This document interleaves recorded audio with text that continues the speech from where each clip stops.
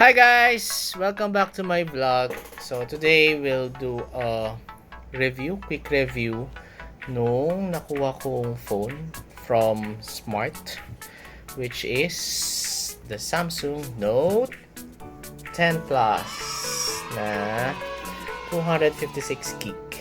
So there you go. So just a quick story lang about this phone. So yeah, so I pre-ordered it last August after the launch of the Samsung Note 10, Note 10 Plus. And then eventually nakuha ko yung phone before the time of my flight.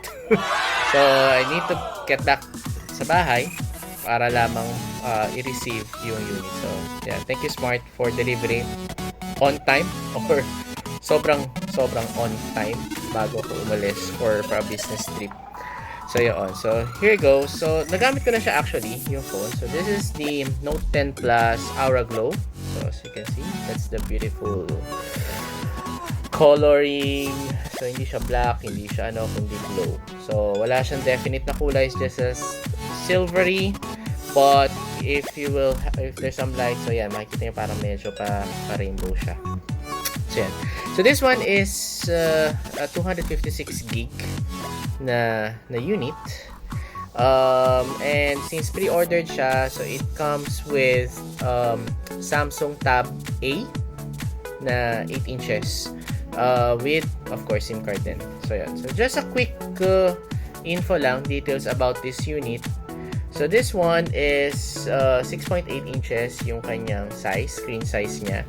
And if you will notice, yung kanyang sa taas, comparing with the other Notes or other Samsung Galaxy na meron pa siya sa taas. Ito, diretso siya until sa pinakababa niya yung display niya. So yun. Also, this is a hybrid type of phone. What you mean by hybrid? So you may have dual SIM, or for the second SIM you may insert memory card just to have an expansion. So ang expansion niya, I think it's around 1 terabyte. So right now I have an expansion of another 256. So in total the unit is already in 512 in capacity. So yun. So siguro ang ano ko rito, it's more on ano ba ang experience dito sa phone na to.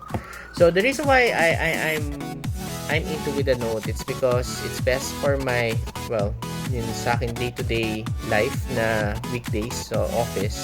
So let's say for example, do have some meetings. So one of the best key here is this one, the S Pen. So, in case na nalimutan ko magdala ng mga notebook or notebook ball pen just to take some notes, so you may use your Note or yung Samsung Galaxy Note to write. So, for example, this one, you don't need to unlock the phone. You may simply write na yung mga important notes during meetings or anything na you want to do some to-do list mo. So, yan. So, this is the one thing that's why I'm into with the Galaxy Note. So, previously, I do have Galaxy Note 5, Note 8, and then ngayon is Galaxy Note 10 Plus. So, what's in the box muna is, of course, basically yung phone. You have the fast charging, which is already a Type-C.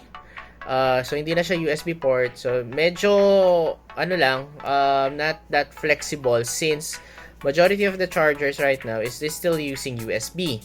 But for this unit, they use Type-C even in the charge adapter niya.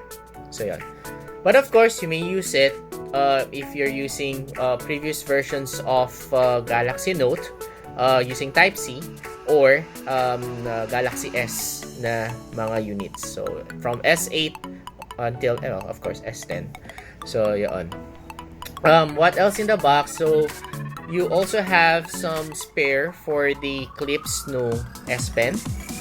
Also, you have the headphones, which is also a Type-C. So, as you will notice here is kita yung plastic kasi may kasama rin siya plastic.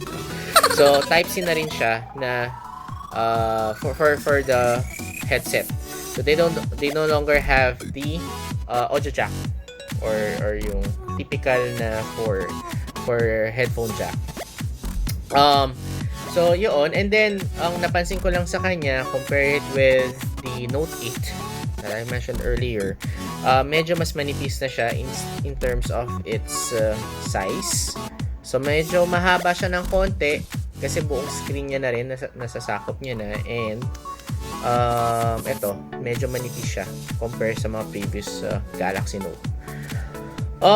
Another thing here is, of course, its camera. So, eto, nung time na nasa abroad ako, so I've used this phone for photo purposes or shooting some, using its camera. So, I've been using it for during my trip. Yung nagpunta ako sa mga lugar na, tourist spots. So, yun. So, I think, masasabi ko is one of the best na mga shots ko mas maganda sa Note 10 comparing with Note 8 is fine. So right now in this video I'm using a Note 8 na video. So later on try natin mag-snippet din ako ng mga shots niya or video shots using Note 10 and also yung mga pictures ng Note 10.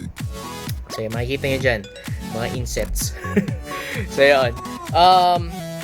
For the camera, the main camera, so ito, so we have 3 dito, actually 4 siya kung titignan.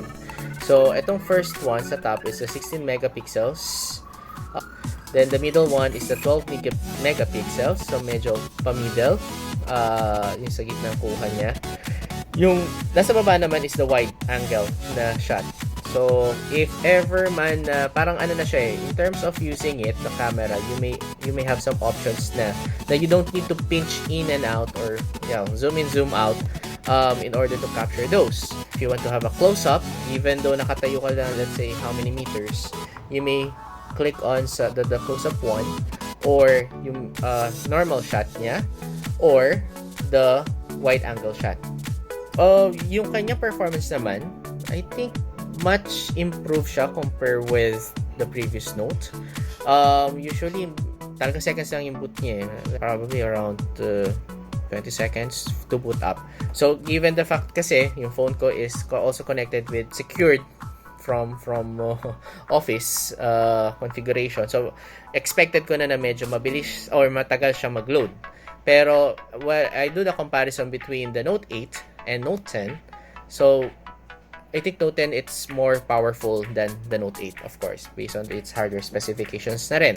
So far, masaya pa ako rito sa unit. I think it's the best for me na to upgrade from my Note 8 to Note 10. I can't compare it with Note 9. Although some of the features of Note 9, let's say for example, it's stylus. So, sa Note 8 kasi it's not a Bluetooth stylus pa siya eh. So, yung typical stylus lang or S Pen. For this one, it uses the Bluetooth technology wherein you may use your S Pen as the controller. Let's say for example, you're taking a picture na medyo malayo yung phone. So, pwede mo siyang parang wand.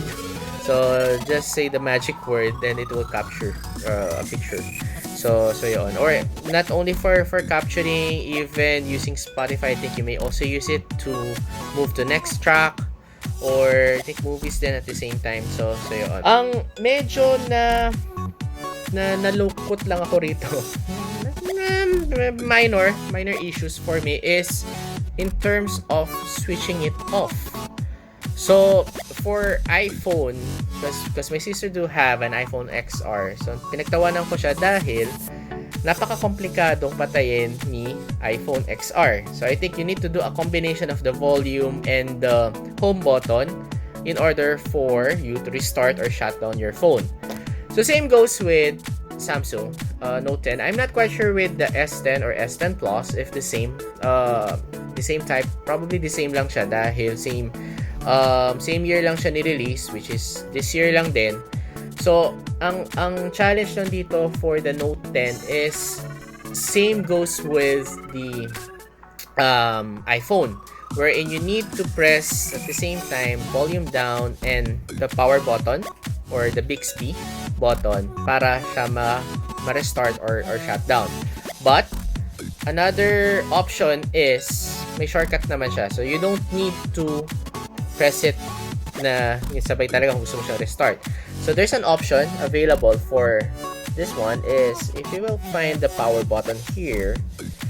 So simply you may now restart your phone or put it in power off, or even turn off the mobile data or call an emergency or in emergency mode. So yun, so power off, restart. So yun. Another thing here is the security. So they have removed the iris scanning, which is I think one of the best security feature from my Note 8. Dahil it doesn't need na yung finger ko or anything. Just pag nakita lang yung mata ko, even naka-glasses, na nadedetect na agad ni phone, ni Note 8. While for this one, you only have an option. So, well, aside from the iris scanning, you also have the fingerprinting, the face recognition. So, yun. And pattern type of password. May pin din. So, either for the at least for characters or 4 digit or alphanumeric, you may do so. While for the Note 10, they remove the iris. So, probably it's because of the medyo numipis siya, as mentioned ko kanina. Although yung kanyang face recognition, mabilis naman siya, in fairness. Even though may glasses or wala akong glasses na suot, the phone recognize yung face ko. Wow, parang unique lang yung mukha ko, di ba?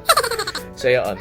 Well, of course, yung kanyang fingerprint, instead of sa Note 8 kasi, they have placed it at the back. So, dito. Ngayon, since, yun nga, I think dahil sa numimpis na siya, so they place it in front within your screen. So, there you go. There's the scan. Ang siguro nakikita ko lang na disadvantage ito, although I've already read some feedback coming from other consumers na, let's say for example, you have a screen protector, syempre may iwan yung finger mark mo or yung fingerprint. So, there's a possibility na ma-bypass yung security mo and meron someone who could access your phone. So, siguro ngayon, well, for me, recommendation would be a tempered glass. So, I've already seen some tempered glasses, which is for the Note 10 and Note 10 Plus.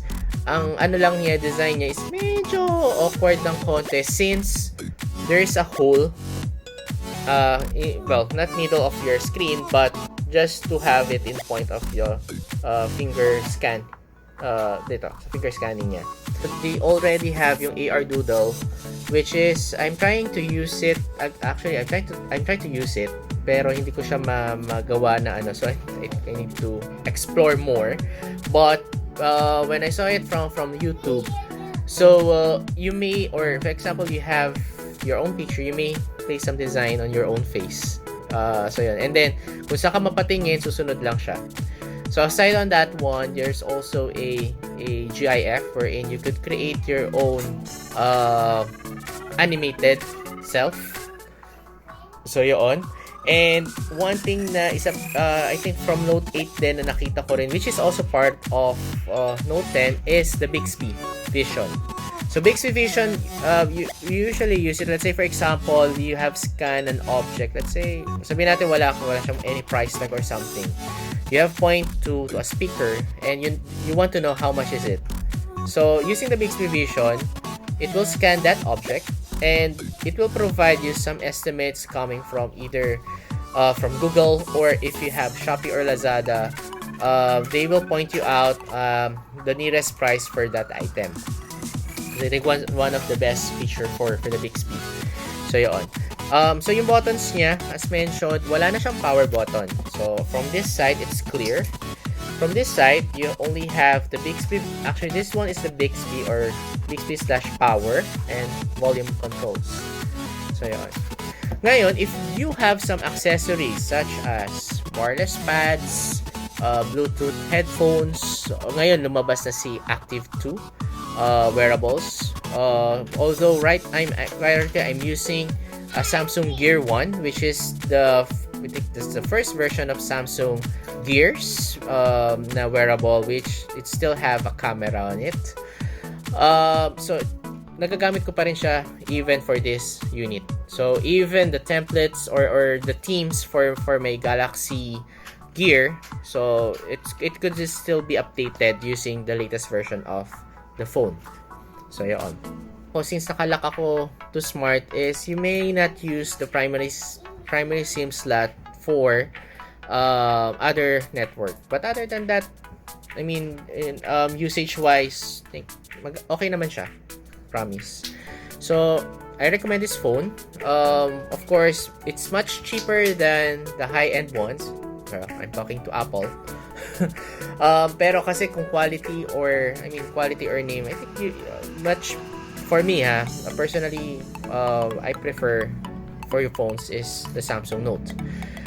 Well, I also do prefer Apple. Well, I'm using Apple, especially the tablet or iPad and Mac laptop. So, I'm using MacBook Pro. Pero, yun nga, I think for the phone, since iPod, iPhone, in terms of interface, it's just the same. Magkakaiba lamang sa kanila sizes, the specs of each of the unit, but the user feeling is just the same. Same thing with Galaxy. If you're going to move from Apple to Samsung, medyo konting adjustment lamang. So, kasi feature-wise or user experience, almost the same na naman sila. So, they have both phone, text, you could use Facebook, you could use Instagram. So yun. Camera as well. Since 1 month ko na nga siyang nagagamit, so marami na rin siyang apps. Let me just show you. So, same thing pa rin naman siya. So, as you will notice, buong-buo yung screen niya na. So, hindi na siya yung putol, just like with the others. So, etong nasa baba naman kasi meron naman siyang option if you want to have the navigation panel or you may want to remove it. So, right now, I'm removing it para at least full screen siya. Yun pa pala. I forgot to mention, so, once what's in the box pa rin, idagdag ko sa what's in the box. So, they also have a screen protector na rin. Which is, I think, for now, for new usage, just stay it as is. And then, eventually, you may, as mentioned earlier din, palitan lang yung sa screen into a tempered glass. Para at least kung mabaksak man, hindi agad siya mababasag or any damages. So, yun. Okay. So, ito yung mga apps na ngayon yan. Ayun yung bumukas. A few moments later. There you go. So, ayan siya. So, medyo marami-rami na yung mga apps na nakalagay dito. There's one last thing in terms of setting up. So, let's say, for example, you have your previous Samsung gadgets. Samsung, let's say, if you're using S Galaxy or previous Note. Ang advantage niya, take the same way with iPhone. So, you may copy yung profile ninyo from one phone to another to your new phone. Ang kinaganda rin ni Samsung, not quite sure with Apple. Alam ko pwede sila to Apple ID to Apple ID. For Samsung, you may also copy not only for Samsung devices. So, yun. So, medyo flexible siya in terms of copying. So, di mo na po problemahin yung pag-backup ng contacts, mga messages mo, pictures, and everything, pati wallpaper mo. Kung sino naman yung wallpaper mo nandun sa previous phone mo, it will transfer to your new phone. So, yun. So, I think that's all for this review. Quick review of the Samsung Note 10 Plus. I hope na nakatulong siya sa inyo. If you haven't subscribed yet to my channel, please click on the subscribe button. Click on the notification button for new video uploaded. And stay tuned for other reviews. So, next review naman natin would be yung freebie niya, which is the Galaxy Tab. So, yan. So, kita nyo, free. Kita mo yung free? Ayan. Free, not for sale. So, yan. Thank you so much and have a great day ahead. Kat, ciao!